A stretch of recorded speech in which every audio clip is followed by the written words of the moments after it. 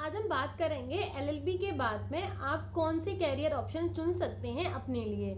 Most 5 जो अक्सर students चुनते हैं उनको हम डिस्कस करने वाले हैं। तो पहला कैरियर ऑप्शन है एलएलबी के बाद में आप किसी भी न्यायालय में प्रैक्टिस शुरू कर सकते हैं। उसके लिए आपको बार काउंसिल ऑफ इंडिया से और एआईबीई का सर्टिफिकेट लेने के बाद ही किसी भी न्यायालय में प्रैक्टिस करना शुरू कर सकते हैं। आपको उससे पहले दो चीज़ें याद रखनी है। एक तो आप किसी भी वकील के साथ में प्रैक्टिस कर सकते हैं या किसी लॉ फर्म के साथ जुड़ सकते हैं। इन दोनों ही कैरियर ऑप्शंस के लिए आपको कोई अच्छा वकील ढूंढना चाहिए जो आपको बहुत सारी चीज़ें सिखा सके। इनिशियल स्टेज में आपको बहुत सारी चीज़ें सीखनी पड़ेंगी और साथ ही साथ में आपको फ्री में भी काम करना सीखना पड़ेगा। दूसरा, यदि आप किसी लॉ फर्म में जाते हैं तो आपको 1 से 2 साल का अच्छा एक्सपीरियंस होगा तो कोई भी लॉ फर्म आपको अच्छा सैलरी पैकेज दे सकेगा। तीसरा, आप यदि प्रैक्टिस कर रहे हैं तो आप अपना खुद का प्राइवेट काम भी शुरू कर सकते हैं। जैसे आप अपने प्राइवेट केसेस ले सकते हैं और बहुत सारे कैरियर ऑप्शन ओपन हो जाते हैं यहाँ से। जैसे कि आप किसी भी छोटी मोटी कंपनी के लीगल एडवाइज़र हो सकते हैं और साथ ही साथ में आप अपनी प्रैक्टिस इंडिविजुअल भी कर सकते हैं।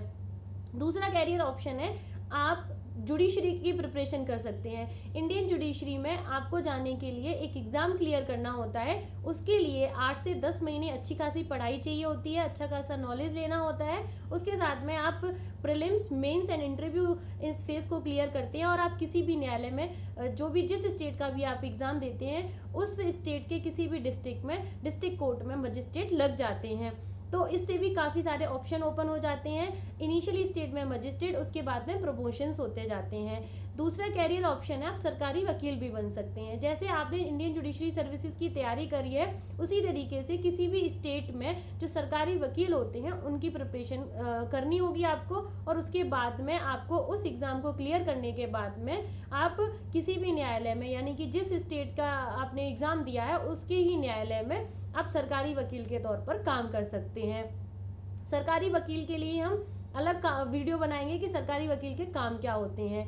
आपका नेक्स्ट ऑप्शन होगा कि आप मास्टर्स करके, मास्टर्स में कॉरपोरेट सेक्टर में, साइबर लॉ में या किसी में भी आप जो जिसमें भी आपकी अच्छी खासी नॉलेज है, आप जिसमें नॉलेज लेना चाहते हैं वह करके आप बैंकिंग सेक्टर में भी जा सकते हैं, कॉरपोरेट सेक्टर में भी जा सकते हैं। ये कैरियर ऑप्शन में प्राइवेट और गवर्नमेंट दोनों ही सेक्टर में ओपन होते हैं। जैसे आप किसी भी बैंक के लीगल एडवाइज़र बन सकते हैं और किसी भी प्राइवेट फर्म यानी कि प्राइवेट कंपनी के भी लीगल एडवाइज़र हो सकते हैं। लास्ट ऑप्शन है कि आपके पास में आप मास्टर्स करें। मास्टर्स करने के बाद में आपको नेट जेआरएफ लेने के बाद में आप पीएचडी भी कर सकते हैं। नेट जेआरएफ लेने के बाद में आपको सरकारी हेल्प मिलती है जेआरएफ वालों को कि आपको कुछ पैसा अमाउंट जो है सरकार पे करती है जिससे कि आप अपने अगले फील्ड की तैयारी कर सकें। यानी कि आप अपने कैरियर में पीएचडी जो भी रिसर्च करना चाहते हैं उसमें आप रिसर्च में मदद करती है जिससे कि आप अपना कैरियर एक्सटेंड कर सकते हैं। और साथ ही साथ में आफ्टर पीएचडी आप कोई भी अच्छी संस्था में जॉब कर सकते हैं एज ए असिस्टेंट प्रोफेसर। और इसमें भी कैरियर ऑप्शन चलते रहते हैं कि आपका प्रमोशन भी होता रहता है। तो आप मुझे कमेंट करके बताइए कि आपको इनमें से कौन सा ऑप्शन अच्छा लगा सबसे ज़्यादा और आप किस ऑप्शन को ज़्यादा चूज़ करेंगे और पसंद करेंगे।